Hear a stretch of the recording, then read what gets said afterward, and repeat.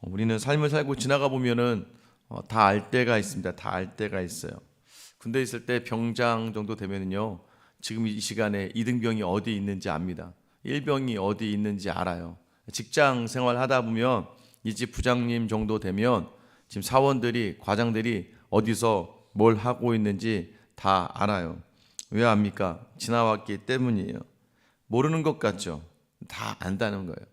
사실 뭐 예배 시간도 마찬가지입니다. 예배 시간에도 여러분은 모르는 것 같지만 이 앞에서 보면 다 보입니다. 뭐 조시는 분들, 다른 거 하시는 분들, 휴대폰 보시는 분들이 다 보여요. 다 알죠. 아는데 뭐 그냥 무슨 일 있나 보다 생각하고 하는 거죠. 다 안다는 겁니다. 여러분 목회자로 있다 보면 또 다 아는 것들이 많아요. 사실 저는 이제 우리 교회 전사님들에게 굉장히 감사하게 생각하고 있습니다. 참 감사해요. 작은 교회인데도 불구하고 와서 참 성심성의껏 교회를 잘 섬기고 있습니다.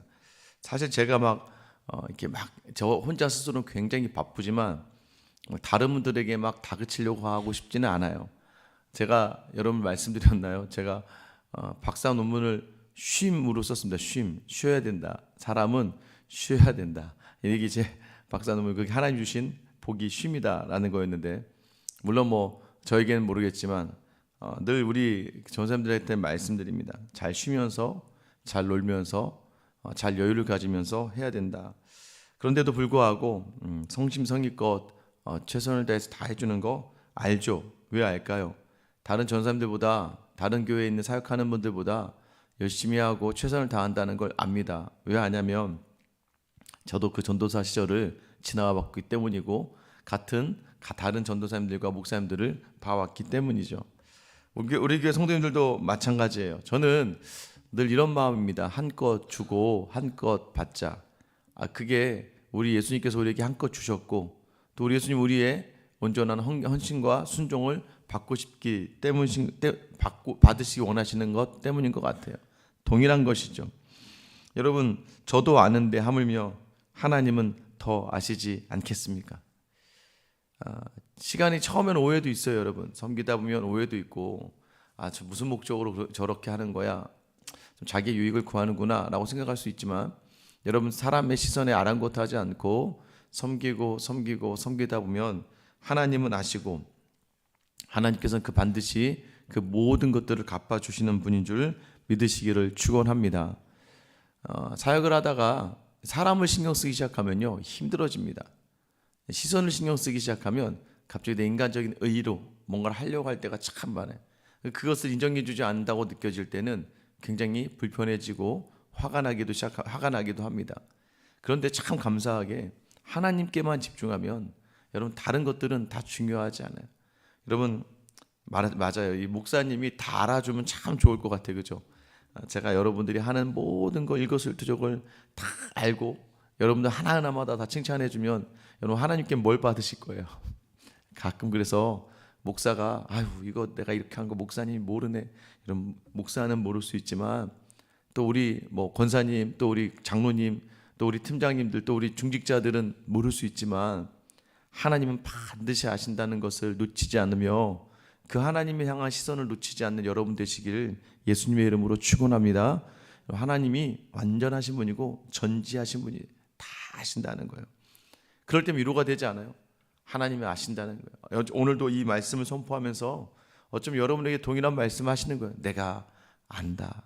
네 말이요, 하나님 앞에 정말 신실한 사람들에게는요, 위로가 되고 힘이 되고 용기가 돼요.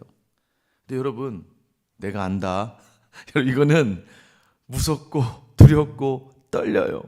요한계시록은 이 하나의 질문이 두 개의 반응으로 나타나는 게 요한계시록이에요. 너 내가 알아? 이러면 이렇게 느껴지는 분들은 내가 하나님 없이 내 뜻대로 뭔가 살다가 보니까 막 마음에 어려움이 있는 거고, 내가 알지가 위로가 되고 힘이 되면 주님 아시지요. 여러분, 이것은 우리가 뭔가 잘해서가 아니에요. 내가 그냥 주님의 사람이라는 것을 알 때예요. 오늘 주신 이 말씀은 정말 너무나 아름다워. 이제 심판이 들어가기 전에, 심판에 대한 설명이 들어가기 다시 한번 요한이 이야기하는 게 뭐예요? 하나님의 백성들이, 그러니까 누가 능히 그 환난을 당할소냐라고 6장 마지막에 했던 그 질문에 대한 답을 7장에서 하고 있고, 7장 1절부터 8절까지는 하나님이 재앙을 내리시기 전에 자기 백성을 먼저 보호하신다, 백성의 사람 차기까지는 멈추신다라고 했고, 이제는 그 재앙 가운데에서 재앙과 재앙 또 재앙 이후에 모든 자리에서 하나님의 백성이 어떻게 서는가, 이 땅을 살아가는 우리에게는 이 땅에서도 누릴 수 있는 거예요. 왜냐하면 제가 요한계시록은 지금도 여전히 우리 가운데 시작된 사실이고 일어난 현상들이라고 말씀드렸고, 또 하나는 영원한 하나님 나라, 우리가 가야 될 그곳에 대해서 오늘 본문이 설명하고 있습니다. 9절 말씀에 보면 이 일 후에 내가 보니 각 나라와 족속과 백성과 방언에서 아무도 능히 셀 수 없는 큰 무리가 나와 흰옷을 입고 손에 종려가지를 들고 보좌 앞과 어린 양 앞에 서니, 자, 이 일 후에는 뭐예요? 하나님이 자기 백성을 보호하신 후에 이제 재앙을 내리시기로 한 후에요. 다시 아까 보세요. 어제 들었을 때는 14만 4천 명. 제가 그 뭐라고 얘기했어요? 큰 무리, 계약적인 수, 그러니까 상징적인 수예요.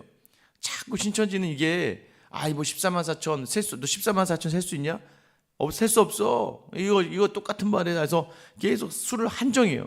어떻게든 수를 한정해서 그것을 맞추려고 해요. 여러분, 성경을 바라볼 때는 다른 거예요. 지금 요한계시록을 왜 쓰는지 자꾸 놓치는 거예요. 고난받고 핍박받는 하나님의 백성들을 향한 요한, 사랑의 요한을 통해서 주시는 거예요. 그럼 정말 하나님이 14만 4천 명 딱 맞췄으면, 여러분, 그럼 여태까지 2000년의 시간 동안에 예수님이 이 땅에 오시고, 그전에도 그랬지만 예수님이 이 땅에 오시고 2000년의 시간 동안에 여러분 얼마나 많은 신실한 믿음의 종들이, 얼마나 많이 순교를 당하고 예수 그리스도의 이름을 걸고 목숨을 잃은 수많은 사람들이 있는데, 여러분 14만 4천 명 지금 14만 4천 명에 한정되어 있다면 그럼 말도 안 되죠. 오늘 본문의 말씀은 뭐예요? 각 나라와 족속과 백성과 방언. 여러분, 각 나라와 족속과 백성과 방언, 이 의미는 뭐예요? 수많은 이방인들, 유대인뿐만 아니라 수많은 인류를 이야기하는 거예요. 이거 하니까 이제 요즘에 신천지가 해외로 엄청 나갑니다. 해외로 나가서 아프리카 힘든 데 있죠. 여기 미단이요. 해외로 나가요. 해외로 나가서 그 종족들한테 돈으로 해서 매수해서 교회들 어디 보니까 우간다인가 어딘 가서는 무슨 목사들하고 신천지 성도들하고 성경 시험을 봐가지고는 신천지 성도들이 이겼다 하면서 이렇게 올리고 그러더라고요. 말도 안 되죠, 여러분. 여러분, 이게 뭐예요? 지금 이 계약적인 수, 상징적인 수 14만 4천과 실제 역사 가운데 이루어진 수많은, 셀 수 없는 허다한 수많은 사람들. 여러분, 근데 이걸 아셔야 돼요. 보세요. 큰 무리가 나와 흰옷을 입고 손에 종려가지를 들고, 이렇게 돼 있죠. 이게 바로 흰옷을 입은 사람을 정의하는 거예요. 흰옷을 입다라는 표현이, 우리는 지금 흰옷을 입었다라고 해서 능동태로 보이지만 사실 원어로 보면 흰옷이 입혀진 사람들이라는 뜻이에요. 흰옷이 입혀진 사람들. 흰옷은 누가 입혀주셨어요? 어린 양의 피로. 여러분, 오직 어린 양의 피가 아닌 이상은 흰옷을 입을 수가 없어요. 흰옷은 내 노력과 내 공로와 내 수고가 아니란 말이에요. 흰옷은 입혀지는 거예요. 흰옷은 그냥 주님이 우리를 창세전부터 예정하시고 택정하셔서 또 때에 맞춰 부르시며 자기 백성으로 부르신 예수 그리스도를 알게 하시고 예수 그리스도를 주로 시인하게 하시는 그 사람, 흰옷이 입혀진 거예요. 맞잖아요, 여러분. 여러분, 예수 믿는다고 성격이 그냥 바뀝니까? 여러분, 성격이 바뀌어서 예수 믿는 사람이 있는 게 아니에요. 예수를 믿으니까 점점 성격이 변화가 되는 거예요. 내가 누군지 아니까. 여러분, 이전에는 말단 사원이었다가 임원이 돼보세요. 말투도 달라져야 돼요. 여러분, 자기 신분이 바뀌면 그 신분을 인지하는 순간부터 이 삶의 자세와 태도가 달라지는 거예요. 제가 왜 어딜 가서든 목사라고 먼저 이야기해요? 목사라고 먼저 이야기하면 목사에 맞는 삶을 살기 위해 제 스스로가 노력을 하기 때문이고, 여러분이 성도라고 이야기를 한다면 여러분의 모임에서 여러분은 성도의 삶을 살기 위해 노력을 하는 거지, 내가 이 성도가 된 건 내가 예배 잘 드리고 내가 성경을 많이 읽고 내가 찬송가를 많이 불러서 성도가 되는 게 아니잖아요. 그러니까 여러분, 흰옷이 입혀진 사람들은 뭘 든다? 종려가지를 들었다는 거예요. 종려나무는 승리를 상징하는 거예요. 종려가지를 들었다는 건 이미 이겼다는 거예요. 예수님이 이 예루살렘 입성하실 때 종려나무 가지를 바닥에 깔잖아요. 메시아, 승리하신 메시아. 여러분 무엇을 의미합니까? 14만 4천 명이라고 하는 계약적인 완전한 수와 역사적으로 충만한 셀 수 없는 큰 무리, 그러니까 이미 확정된 구원과 신분을 가진 사람들이라는 거예요. 여러분, 그래서 우리의 구원은 입혀진 흰옷 때문인 줄 믿으시길 축원합니다. 내 노력이 아니에요. 그걸 이제 흰옷이 입혀졌으니까. 여러분, 흰옷 입은 사람 어때요? 여러분, 새 옷 입은 사람도 어떻게 돼요? 이거 안 더럽혀지려고 엄청 노력하잖아요. 식당에 가도 이거 흰옷 입으면 어떻게 해요? 이거 뭐 좀 앞치마 좀 달라고 그러죠. 검은 입고 가면 대충 좀 묻어도 닦아도 티가 안 나니까. 저도 흰옷 입고 가면 앞치마 꼭 달라고 하거든요. 저는 항상 잘 흘려요. 그래서 흘리니까. 여러분, 그래서 어떻게 조심하잖아요. 흰옷을 입었으니까 그 삶에 맞게 살아가는 거예요. 근데 흰옷을 입은 사람들은 뭐 어떻게 살아갈 수밖에 없냐? 10절에 보세요. 큰 소리로 외치려되 구원하심이 보좌에 앉으신 우리 하나님과 어린 양이 있도다. 여러분 믿으십니까? 구원하심은 하나님과 어린 양에게 있는 거지. 네가 뭐 전도를 몇 명을 해오고 네가 뭐 누구를 데려오고, 여러분 여기에 구원이 있는 게 아니에요. 여러분, 그리고 여기서 큰 소리, 이 큰 소리가 났다 하죠. 큰 소리 외쳤다라고 이야기하잖아요. 이 큰 소리가 뭐예요? 큰 음성으로 이들이 지속적으로, 이게 지속되는 표현이거든요. 쉬지 않고 계속해서 그들이 뭘 했다? 찬양을 한다는 거예요. 찬양을 한다는 거예요. 왜? 구원이 그분에게 있으니까. 여러분, 우리가 자꾸 삶의 자리 여러분 어려우면 제가 그러죠. 찬양 틀어놓으라고. 저도 설교 준비할 때 찬양을 이렇게 틀어놓으면 이렇게 은혜가 돼요.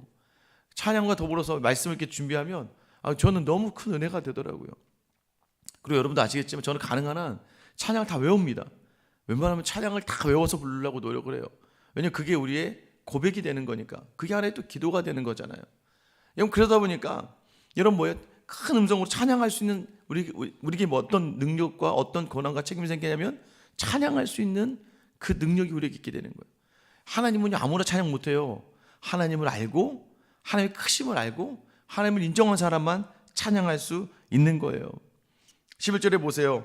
이어집니다. 모든 천사가 보좌와 장로들과 내 생물의 주위에 서 있다가 보좌 앞에 엎드려 얼굴을 대고 하나님께 경배하며. 모든 천사가 보좌와 장로들과 내 생물 주위에 서 있는데 보좌 중심으로 다 둘러섰죠. 이게 뭐예요, 여러분?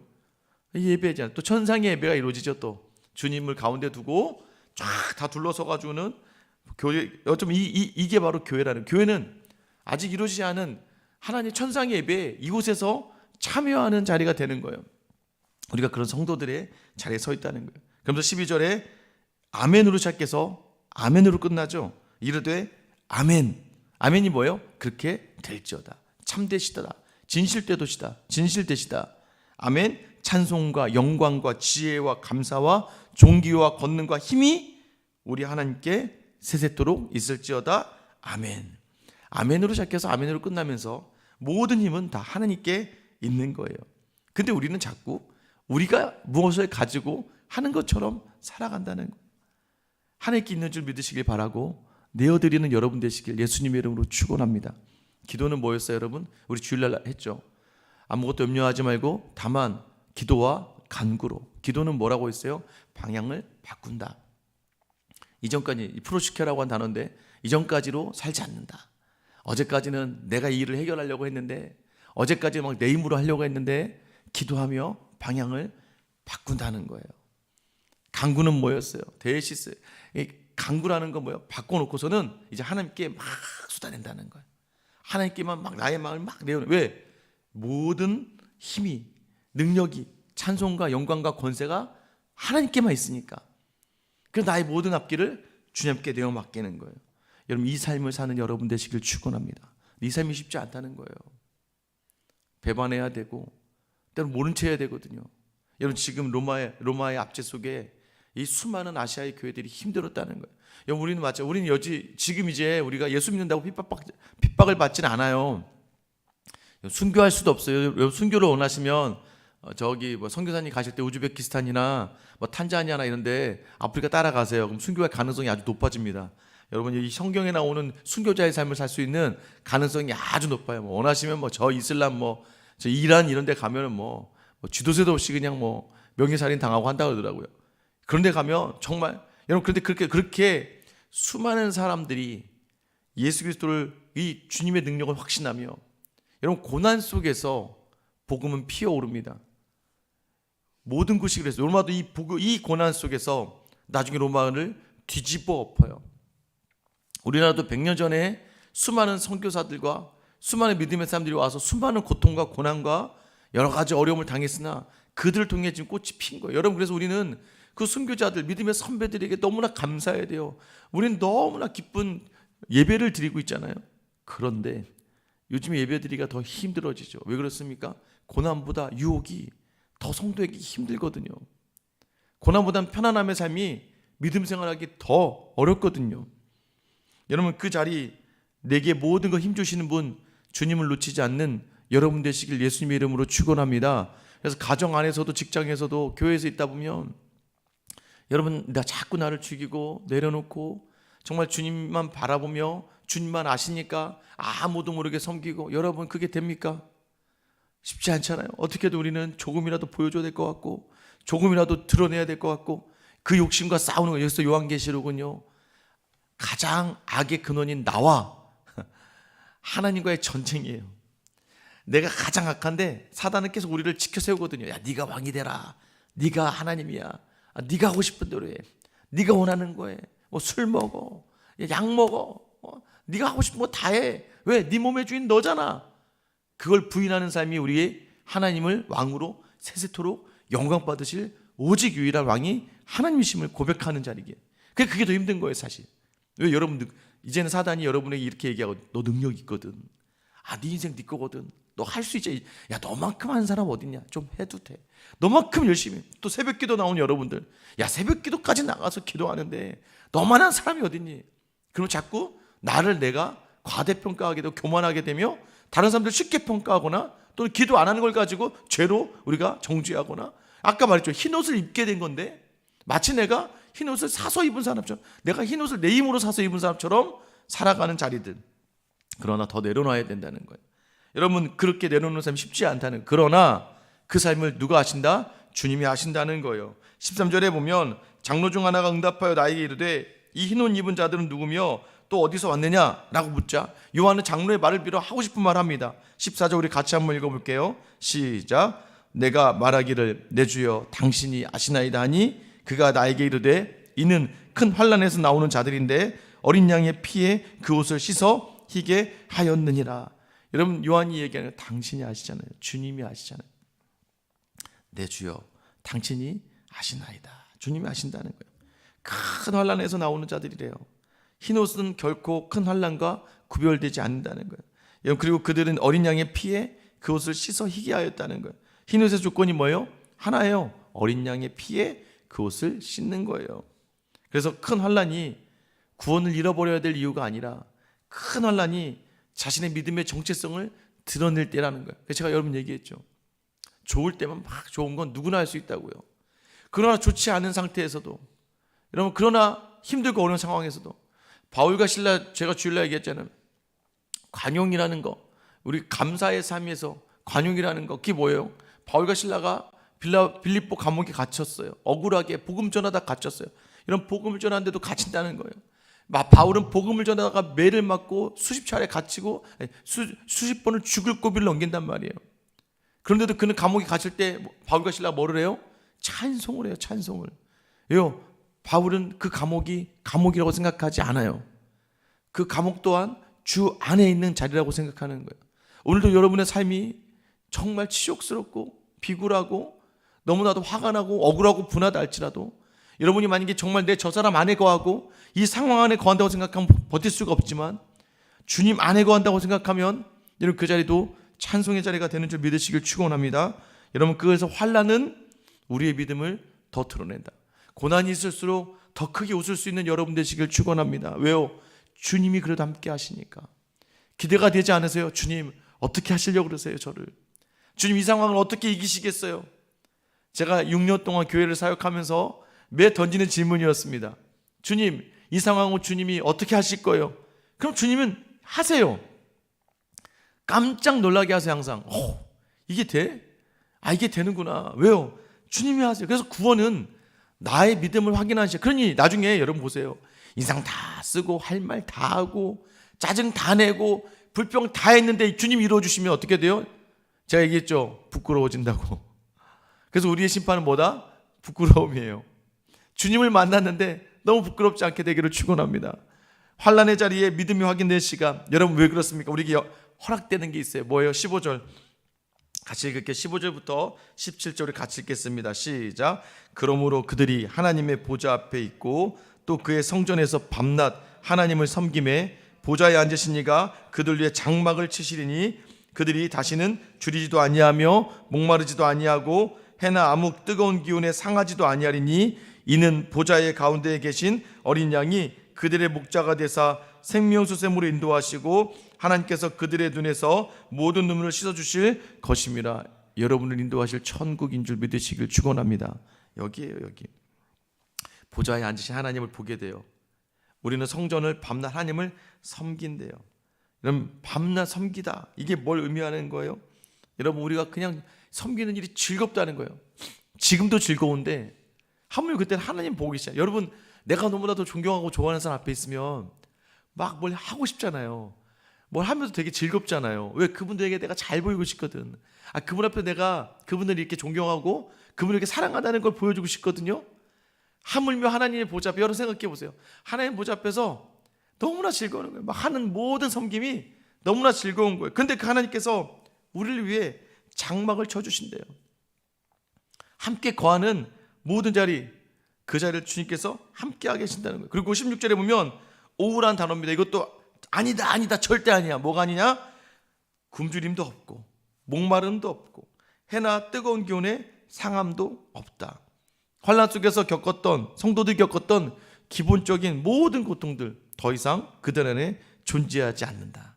그러니까 존재 전체를 완전하게 여러분 우리의 아픔과 고통을 제하신다. 그리고 17절에 보면 보좌 가운데 계신 어린 양이 그들의 목자가 되사 생명수샘으로 인도하신다. 여기서 생명수샘, 생명의 물들이라는, 생명의 물샘들 많은 그 풍성한 곳으로 우리를 인도하신다. 그리고 마지막 그들의 눈에서 눈물을 닦아주신다. 눈물을 닦을 수 있는 분은 예수님인 줄 믿으시길 축원합니다.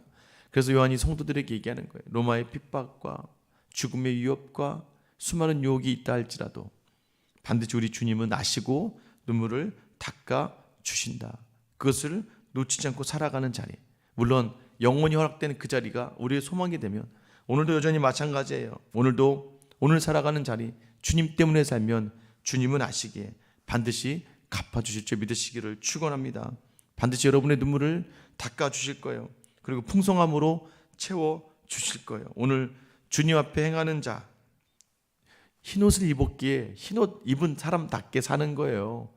흰옷을 입게 해주신 은혜를 감사하며 사는 거예요. 오늘 여러분들 주님이 하시고 눈물을 씻겨주시며 여러분을 끝까지 돌보시는 그 우리 주님을 놓치지 않는 귀한 하루가 되시길 예수님의 이름으로 축원합니다.